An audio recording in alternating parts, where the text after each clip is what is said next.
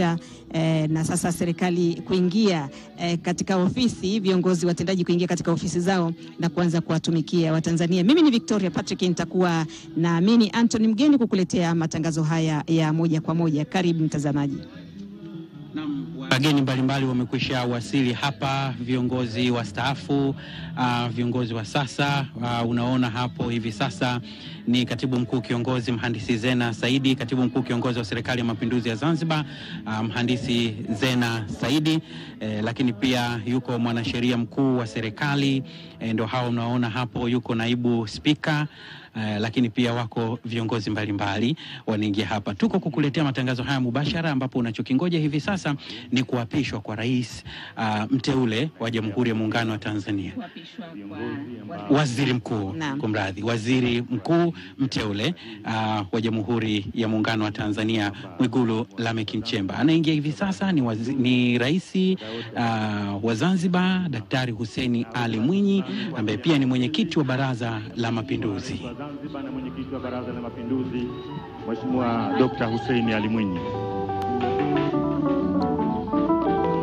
Tanzania yetu ndio nchi ya kusifiwa, popote ulimwenguni watu wote watambua.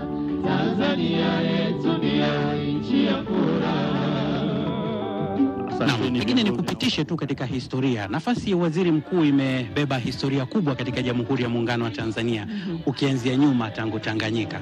Wakati Tanganyika inapata uhuru, waziri mkuu alikuwa ni Mwalimu Julius Kambarage Nyerere, ambaye alikuwa waziri mkuu wa Tanganyika tarehe 9 Disemba mwaka 1961. Naam.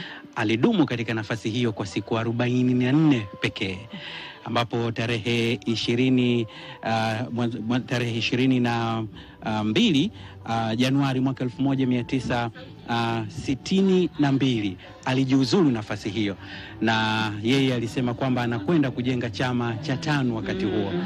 Na alirudi baadaye 9 Disemba mwaka 1962 alirudi tena katika nafasi hiyo, sasa akiwa rais wa Jamhuri ya Tanganyika. Na hapo tulikuwa tumepata mamlaka kamili, akawa rais wa Jamhuri ya Tanganyika. Kwa hiyo unaweza kusema kwamba yeye ndio aliasisi nafasi hiyo kwa siku 44 peke yake. Baada ya hapo pia Rashid Mfaume Kawawa alikuwa ni miongoni mwa watu waliobeba historia hiyo. Mwanzoni kabisa taifa lilikuwa limepata uhuru, lilikuwa linajipanga kwenye mambo mengi muhimu. Tukiona wasomi wachache sana waliopata nafasi ya kusoma wakati ule wa serikali ya ukoloni. Naam, ilikuwa ni kazi ngumu. Taifa limepata uhuru likihitaji kujipanga katika mambo mengi, kwanza wataalamu, lakini pia likijipanga katika masuala mengine muhimu, ikiwemo shughuli za kiuchumi. Kumbuka kwamba wakati huo shughuli nyingi za kiuchumi zilikuwa zinamilikiwa na wakoloni, na hivyo kazi kubwa ilikuwa ni kuhakikisha kwamba kujenga taifa. Na wakati huo Mwalimu alipokea taifa, asilimia zaidi ya 62 za Watanzania walikuwa hawajui kusoma, kuandika na kuhesabu. Kwa hiyo ulikuwa wakati mgumu. Kwa hiyo ndipo hapo taifa lilivyoanza kuweka mizizi. Kadri ya wakati ulivyokuwa unazidi kuendelea, ndio yale ambayo Watanzania wenyewe walikuwa wakifanikiwa kwa mikono yao wenyewe, kuongeza idadi ya wataalamu, kuhakikisha kwamba Watanzania wanachapa kazi hata kwa zana duni za wakati huo, lakini kwanza ilikuwa chakula kipatikane. Naam. Balozi Dr. Emmanuel Nchimbi anawasili hivi sasa.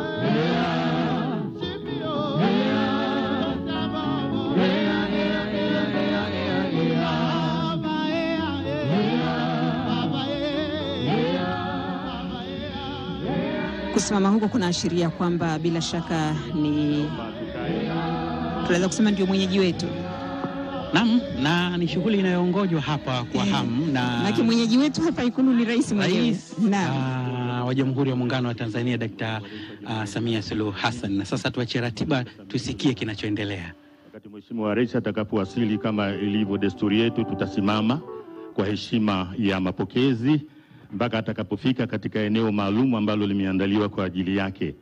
Tutamuomba aendelee kusimama na sisi pia kwa heshima ya wimbo wa taifa na ule wa Afrika ya Mashariki.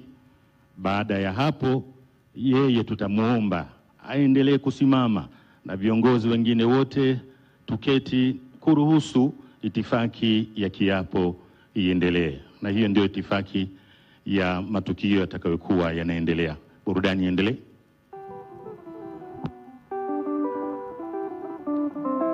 Mgeni, tulikuwa tunagusia wakati ule wa Mwalimu Nyerere jinsi taifa lilivyopokea uhuru, tukiwa na wataalamu wachache, tukiwa hatuna wataalamu wengi, lakini tulikuwa tunakabiliwa na mambo mengi mpaka wale maadui watatu waliotangazwa na Mwalimu Nyerere kwamba hatuna budi kuhakikisha kwamba tunapigana na ujinga. Ndio akaanzisha zile shule hata za elimu ya watu wazima, angalau mtu aweze kujua kusoma na kuandika na kuhesabu. Tukikabiliana na masuala ya maradhi, ni namna gani tunaweza kuondoa maradhi, lakini ni kwa namna gani tunaweza kupigana na umaskini na hatimaye kuondoa, kwa sababu sasa wakati huo hatukuwa na zana nzuri za kilimo. Wasomi wetu ndio hao walikuwa ni wachache, hatukuwa na hospitali nzuri za kusema kwamba tunaweza kujivunia. Ni vitu ambavyo vimekuwa sasa kila kiongozi anayeingia madarakani anajaribu kupiga hatua kuhakikisha kwamba anaweza kinzana na wale maadui watatu. Kazi ya kwanza Mwalimu aliyofanya katika kupambana na ujinga ni kuanzisha Chuo Kikuu cha Dar es Salaam. Na akasema lazima kianze. Na kwa kumbukumbu tu Chuo Kikuu cha Dar es Salaam kilianza pale Lumumba, ambapo sasa ni jengo la CCM mkoa, ndiko ambako Chuo Kikuu cha Dar es Salaam kikaanza. Lakini pakafanya kazi kubwa ya kuwatuma watendaji kwamba katafuteni eneo. Ndio wakasema kwamba tumelipata eneo wapi? Kule Mlimani. Na ndipo sasa ikaitwa campus ya Mlimani na Chuo Kikuu cha Dar es Salaam kikaanzishwa. Na kwanza kilikuwa ni chuo kishiriki cha Makerere, na baadaye kikawa chuo kikuu kamili cha Chuo Kikuu cha Dar es Salaam. Na miongoni mwa viongozi walioongoza chuo hicho wakati huo ni aliyewahi kuwa spika Pius Msekwa, alikuwa makamu mkuu wa chuo hicho zama hizo. Kwa hiyo hapo ndio ikawa mwanzo wa Tanzania kujenga wataalamu katika nyanja ya juu. Lakini wakati huo Mwalimu alijenga urafiki na mataifa mbalimbali kama vile Cuba na mengine. Alikuwa una urafiki na Chairman Mao wa China. Kwa hiyo huko ndiko wataalamu wa Tanzania wakapelekwa kufundishwa na kuanza kujenga taifa linalojiweza lenyewe, taifa linalofanya mambo yake yenyewe, taifa linalofanya mageuzi yake yenyewe. Kwa hiyo ndipo huko tulikotoka, na ni lazima Watanzania wakumbushe tumetoka wapi na yapi yalifanyika. Na mtu anaweza labda msikilizaji wetu, mfuatiliaji wa matangazo haya moja kwa moja anaweza kujiuliza, mbona hawa wanazungumzia mambo ya wakati ule, wakati hapa hafla ni kumwapisha waziri mkuu? Tunajaribu kujenga ule msingi ya kwamba waziri mkuu huu nani aliyekuwa wa kwanza kuushika na majukumu yake pengine yalikuwa ni wapi, kuwapeleka Watanzania hadi kufikia leo kuwa kwenye hafla ya kumwapisha waziri mkuu wangapi? Ni kwa idadi tu hapa. Nikumbushe tu, alianza Mwalimu Julius Kambarage Nyerere. Akaja Rashid Mfaume Kawawa. Lakini baada ya hapo alikuja Edward Moringe Sokoine. Lakini baada ya hapo alikuja Cleopa David Msuya kwa muda. Baadaye Sokoine akarudi tena. Kumbuka wakati huo Edward Moringe Sokoine alikwenda masomoni. Cleopa David Msuya akakamata nafasi. Lakini alivyorudi kutoka masomoni akasema Mwalimu akasema basi Sokoine akarejea kwenye nafasi yake. Na mara ya mwisho siku chache kabla ya hayati Msuya kufariki dunia, nilipata fursa ya kuzungumza naye, akaniambia kwamba hakuwa na wasiwasi. Alivyorudi akamwambia, wewe bwana Mwalimu mwenye nafasi yake amerudi, basi aendelee. Na baada ya hapo akaja Dr. Salim Ahmed Salim, ambaye yeye ni mwaka 1984 hadi 85. Lakini baada ya hapo ikumbuka kwamba 85 Mwalimu ndipo alipong'atuka madarakani. Lakini alisalia kuwa mwenyekiti wa Chama cha Mapinduzi. Akabaki kuwa kwenye chama na kuwa kama mzee mshauri. Na baadaye akamwachia mzee Al-Hassan Mwinyi, akasema basi ukiwa rais ni vema ukawa na kiongozi wa chama. Na wakati huo sasa waziri mkuu akawa ni Judge Joseph Sinde Warioba, ambaye yeye alikuwa waziri mkuu 1985 hadi 1990. Baada ya hapo akaja mwana wa Dodoma John Samuel Marechela. Naam, yeye akawa waziri mkuu 1990 hadi 1994. Na baada ya hapo akarudi tena Cleopa David Msuya. Cleopa David Msuya 1994 hadi 1995. Wakati huo mzee Al-Hassan Mwinyi ndo anamaliza. Sasa 95 anaingia Benjamin William Mkapa kuwa rais wa Jamhuri ya Muungano wa Tanzania. Na hapo ndipo alipomteua Frederick Tuluai Sumaye kuwa waziri mkuu wa Jamhuri ya Muungano wa Tanzania. Naam. Na Sumaye alikaa kwa vipindi viwili na ndiye waziri mkuu wa kwanza kukaa kwa vipindi viwili, kwa maana ya kwamba 1995 hadi 2005, kwa maana kwamba katika term mbili ama mihula miwili ya rais alikuwa madarakani, alianza naye akamaliza naye. Na baada ya hapo akaingia Daktari Jakaya Mrisho Kikwete kuwa rais wa Jamhuri ya Muungano wa Tanzania, akamteua Edward Ngoyai Lowassa kuwa waziri mkuu, ambaye alikuwa 2005 hadi 2008 alipojiuzuru. Na baadaye mtoto wa mkulima naye kazi wa Dodoma naye akakimbiza kijiji na 2008 mpaka 2015. 2015 tukumbuke katika awamu ilikuwa ni awamu ya 5 ambayo Daktari John Pombe Magufuli aliingia hapo, naye akamteua Kassim Majaliwa na Mwalimu kuwa waziri mkuu. Naye alikuwa ni Mtanzania wa pili kupata fursa ya vipindi viwili, kwa maana kwamba 2020 hadi 1995 2015 mpaka 2020 2020 hadi 2025. Kwa hiyo naweza kusema kwamba amemaliza vipindi viwili, amepata fursa hiyo. Na sasa uchaguzi ulifanyika, Rais Samia Suluhu Hassan amekuwa rais wa Jamhuri ya Muungano wa Tanzania, na ambapo sasa amemteua Mwigulu Lameck Nchemba kuwa waziri mkuu. Na hii leo punde ndio shughuli iliyotuweka hapa, ataapishwa. Kwa hiyo Victoria Patrick, huo ndio ikama ya waliowahi kuwa mawaziri mkuu katika Jamhuri ya Muungano wa Tanzania. Naam, na nakwambia kule Singida, mkoa wa Singida, eneo la Iramba kule ni shangwe, nderemo na vifijo. Kama ambavyo mwandishi wetu Jamaldini Abuja alituonyesha kionjo tu kidogo pale, jinsi ambavyo wanavyofurahia, wanasema alikuwa mtoto wetu, kijana wetu, wengine wakisema kaka, mjomba, na mambo kama hayo, kwa jinsi ambavyo tu wanafurahi. Wanasema rais amewaheshimisha kwa kumteua mwana Singida mwenzao katika eneo hilo. Maana mikoa ni mingi, tuna mikoa mingi sana. Kwa hiyo inapotokea bahati nzuri au bahati kadondokea katika mkoa wako, lazima una kitu cha kujivunia. Naam, hii ni historia, na ndivyo Tanzania ilivyo, na kila mahali mtu anasikia kujivunia. Ilikuwa zamu ya Ruangwa, mkoa wa Lindi, na wakati fulani ilikuwa zamu ya mkoa wa Mara, na ndivyo inavyohamahama. Sasa ni zamu ya Singida na wenyewe kuonja kwamba moja kati ya watoto, moja kati ya Watanzania waliokuwa na kulelewa, kwa maana kwamba asili yake ni Singida, anakuwa waziri mkuu. Kwa hiyo wanajisikia fahari, na ndivyo ilivyo. Na hapa tuliposoma idadi ama tuliposoma viongozi wametoka katika maeneo tofauti tofauti. Kwa hiyo na wenyewe wamejisikia fahari, wanasema kumbe na sisi tumeweza kulea mtu na hatimaye amekuwa waziri mkuu wa Jamhuri ya Muungano wa Tanzania. Kwa hiyo hivyo ndivyo ilivyo. Mtazamaji unaotufuatilia, hao ni viongozi mbalimbali waliokuwa katika hafla hii, na anayeongojwa hapo ni rais wa Jamhuri ya Muungano wa Tanzania katika kuapishwa kwa waziri mkuu, ambaye jina lake liliwasilishwa hapo jana katika bunge la Jamhuri ya Muungano wa Tanzania. Victoria Patrick, ulikuwa unafuatilia, tulikuwa eneo moja, nao ulikuwa na kimuhemuhe kutaka kujua ni nani atapata ama unaweza kusema neema hii itamwangukia kushika nafasi ambayo yeye ndio atakuwa kiranja wa serikali, atakwenda huku na kule kuhakikisha kwamba kilichonenwa ama kitakachohutubiwa baadaye leo bungeni, maana ni mwelekeo wa serikali kwenye hotuba ya rais, kwamba ni nani sasa atakimbia kuhakikisha kwamba inafanywa kazi. Maana hizi ni mbio za vijiti kwa serikali ya Tanzania, au tuseme kwa taifa la Tanzania, kupokezana mbio za vijiti.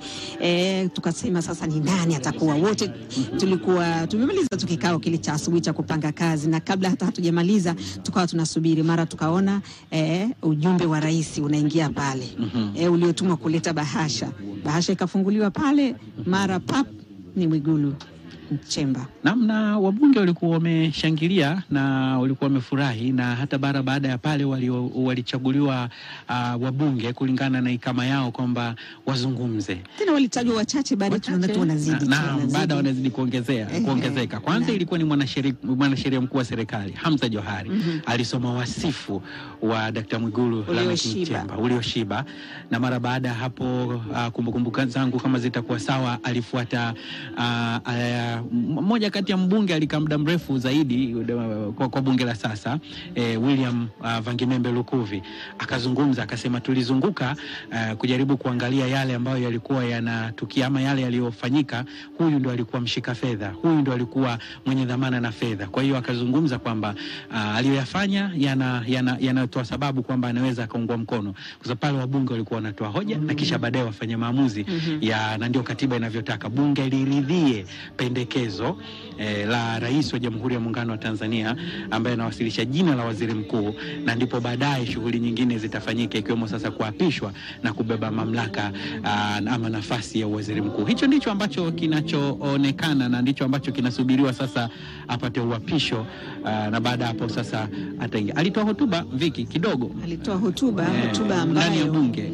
Hotuba ambayo mimi sio niliwahi tena kuisikia, na hii hotuba aliyoitoa au maelezo aliyotoa yanayomhusu ni maelezo ambayo kijana wa Kitanzania leo aliyoko shule ya msingi akiyafuatilia, kijana ambaye alikuwa amekata tamaa, kijana ambaye anaona mimi kesho yangu siioni, akifuatilia hilo hotuba ya Mwigulu na maisha yake tangu kuzaliwa kwake, kukua kwake hadi leo anaitwa waziri mkuu wa nchi.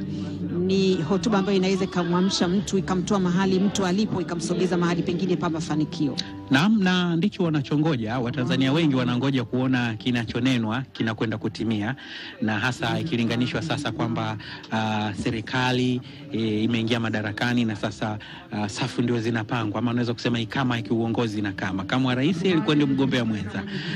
Sasa viongozi wengine sasa ndio wanaendelea kupatikana. Baadaye litapatikana baraza la mawaziri na safu na viongozi wengine. Kwa hiyo wengi wanataka kuona kile kinachozungumzwa kinasadifu maisha ya Watanzania. Kama wana changamoto wanataka kuona zikatatuliwe. Kama wana mahitaji yale ya msingi, kuona maendeleo makubwa, kuona taifa lao linaibua fursa kwa vijana wengi zaidi, hicho ndicho ambacho wanakingoja. Na bahati nzuri waziri mkuu mteule bado ni kijana, huwezi kumuingiza kwenye kundi la ambao bado ni kijana.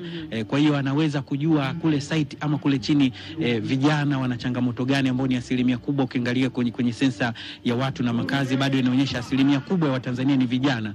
Kwa hiyo hiki ndicho ambacho haraka tukitamkabili kuhakikisha kwamba matumaini ya vijana bado yanakuwepo katika taifa lao, na kuhakikisha kwamba anayajenga, kwamba na vijana wanasema hili ni taifa letu, tutakwenda kuchapa kazi, fursa hizi zinafunguka. Ndicho ambacho wanahitaji kukiona hivi sasa, ambapo kitatazamwa kwa wengi kwamba alichokisema. Amezungumza, ametoka katika familia iliyokuwa na changamoto na wengi wanamjua hivyo.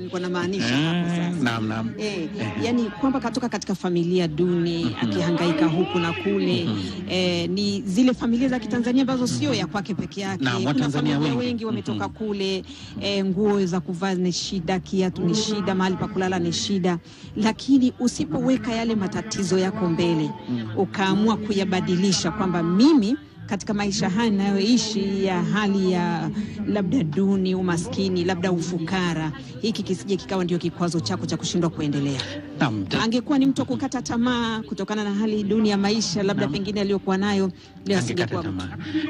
Ni hivyo, binadamu ameumbwa kujifunza kwa mafunzo ya wengine alipita wapi na yale yanayoendelea. Mtazamaji, kama ndo kwanza unajiunga nasi, hao ni baadhi ya viongozi, mwenyekiti wa Tume Huru ya Taifa ya Uchaguzi, wakuu wa mikoa na wengine wengi, hao hapo wakiwa wanasubiria viongozi waandamizi wa serikali katika Jamhuri ya Muungano wa Tanzania na Serikali ya Mapinduzi ya Zanzibar wako hapa. Viongozi ambao wamekwisha kuwasili hapa: makamu wa rais Daktari Emmanuel Nchimbi tayari yuko hapa, rais wa Zanzibar na mwenyekiti wa Baraza la Mapinduzi Daktari Hussein Ali Mwinyi wako hapa, na viongozi wastaafu wako hapa. Makamu wa rais mstaafu naye yuko hapa, tayari wamekwisha wasili kushuhudia tukio hili muhimu. Victoria Patrick, mapema pia tuliona wakuu wa mikoa, wakuu wa mikoa mbalimbali, kwa sababu waziri mkuu, watu ambao wanafanya nao kazi kwa karibu, waliokuwa site kule tunasema, ama kule chini wanawakilisha ni wakuu wa mikoa, wasimamizi wa maendeleo. Kwa hiyo unaweza kusema watataka kuona mkubwa wao akila kiapo, na pengine neno linalotoka hapa ambalo ndio litatoa uelekeo wa mambo halisi yalivyo. Kwa hiyo hicho ndicho ambacho kinangojwa na kitashuhudiwa hapa. Lakini Victoria Patrick, leo pia katika Jamhuri ya Muungano wa Tanzania pana tukio muhimu mchana kubwa. Inasubiriwa hivi. Naam, mtoto kutumwa dukani. Naam, mara baada ya rais kula kiapo, kinachongojwa ni uzinduzi wa bunge. Lakini katika uzinduzi wa bunge anatoa hotuba. Ile hotuba inatumika na utaratibu ulivyo ndiyo itakayotoa mwelekeo wa serikali kwamba nini atafanya katika maeneo na nyanja zote muhimu. Kwa hiyo ni hotuba inayongojwa kwa Watanzania wengi na wataalamu na hata nje ya mipaka kuona kwamba katika miaka hii 5 ya uongozi Tanzania inaenda wapi? Tanzania inaelekea wapi? Na wengi wanaiangalia Tanzania kwa mambo mengi. Wanaiangalia Tanzania kwa sababu ya historia yake, wanaiangalia Tanzania kwa sababu ya mambo yake mengi. Kwa hiyo unaweza kusema inangojwa kwa hamu. Majira ya saa 9 katika Bunge la Jamhuri ya Muungano wa Tanzania, rais atatoa hotuba. Kwa hiyo unaweza kusema ni siku ambayo ni muhimu, ina matukio mawili makubwa yatakayotoa mwelekeo kwamba Tanzania inakwenda wapi, ama masuala makubwa ya msingi ya maendeleo yana mtazamo gani kuanzia hapa. Lakini rais mwenyewe atatoa mwelekeo kwamba ni wapi taifa linaelekea hivi sasa. Kwa hiyo hotuba inaongojwa. Naam, anaingia hivi sasa ni rais wa Jamhuri ya Muungano wa Tanzania, ikiashiria kwamba sasa wakati umefika.